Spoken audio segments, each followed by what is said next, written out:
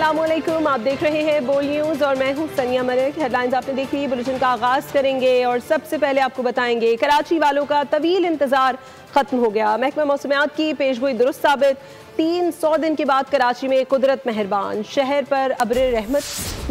गुलशन हदीद, steel town, Malir, Qaidabad, गुलजार हिजरी, बहरिया town, गुलशन इकबाल और north Karachi में कहीं तेज़ और कहीं हल्की बारिश से मौसम खुशगवार हो गया।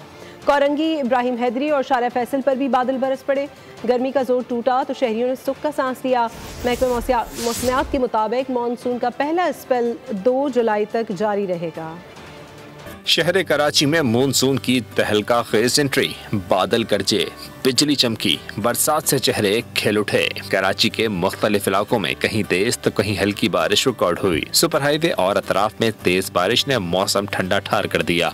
गुलशन हदीद और गिरदनवा में भी बादल जमकर बरसे। काठोर, गडाब, M9 मोटरवे के अतराफ भी गरज चमक के साथ बारिश हुई। Gulshan Iqbal, scheme 33, Safoora, federal B area, Liaquatabad, Korangi, Landhi में भी कहीं हल्की तो कहीं तेज बारिश हुई। महकमा मौसमियात ने जुम्मे की रात से शहर कायद ने मानसून की एंट्री की पेशगोई की थी।